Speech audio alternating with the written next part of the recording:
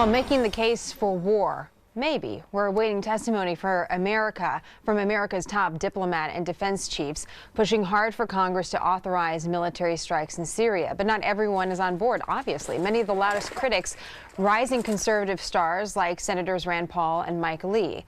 We've all heard the reasons as to why, and here are a few of them summed up neatly for us today by Bret Stephens of the Wall Street Journal. He writes, quote, here's one of the reasons: it's not America's war.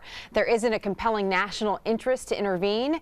We'd be coming in on the side of al-Qaeda. There's no end game. It would be another Iraq. Stephens goes on to argue that those arguments essentially miss the point, and the Syria debate, in his words, is exposing the isolationist worm eating its way through the GOP apple. Bret is here with us now for more on that. What do you mean by that, Bret?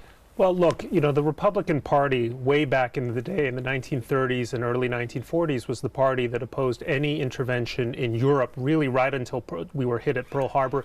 And then under Robert Taft was opposed to our membership in NATO. I think most Americans would agree that it's a good thing we entered the war, saved Western civilization, and then defeated Soviet communism in an Atlantic alliance.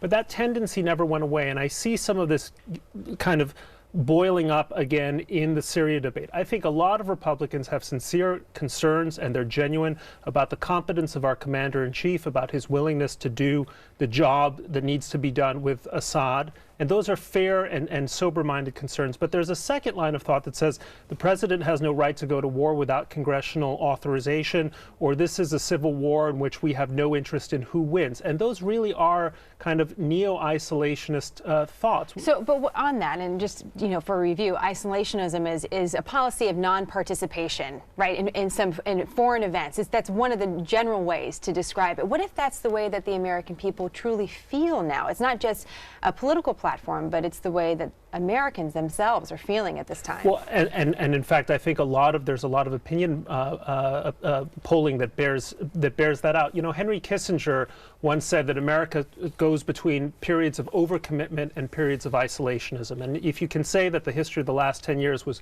a period of overcommitment, we're now overreacting to that with an isolationism, with the idea that somehow nothing that happens in Syria matters to us, that its use of chemical weapons doesn't matter to us, that the signal it sends the people in places like Tehran and Pyongyang shouldn't matter to us, because it does matter when the United States, when an American president says there will be consequences, and there are no consequences. Have our actions, though, or lack thereof, Republican or Democrat or whatever, already shown evidence of an isolationist policy that's in the works, regardless of what we say about it now? I think the biggest isolationist really in the United States today is Barack Obama. When he talks about nation building at home, he creates a false dichotomy between what we do abroad and what we do at home. And that's a kind of an isolationist thought, that, for instance, that our investment in global security is somehow taking things away from us here. Well, you hear about that all the time when it comes to money. Right, exactly. If only we weren't spending our essentially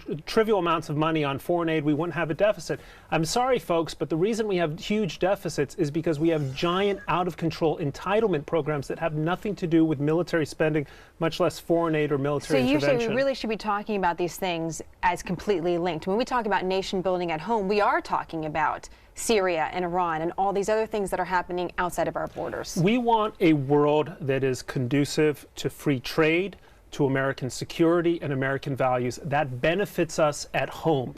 And the idea is that somehow if we pay more attention to, say, our infrastructure, or we pay less attention to Syria, we'll pay more attention to our infrastructure. That's just a false dichotomy. And there's plainly at this time no evidence at this moment where that's being true. We're spending a lot of time as we go into this congressional session where we're going to be talking a lot about the debt and the deficit, but now being dominated by conversations about Syria. I want to ask you briefly before we go about this issue about credibility, because our viewers are hearing a lot about it from the president, from Secretary Kerry, from the senators, that our credibility at this moment in time is completely on the line. Do you buy into that? Is it? Well, I totally accept the critics of the president who are looking at this guy who has trashed American credibility by letting one chemical weapons red line after another be eroded. And you say this guy being the president. And erased. But at the end of the day, as a colleague of mine put it, quoting or paraphrasing Donald Rumsfeld, you go to war with the president you have.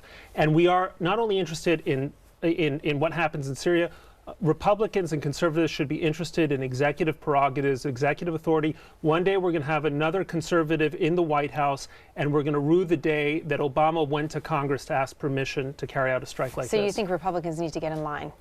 I think that the alternative would be a disaster for the United States. Bret, great to see you.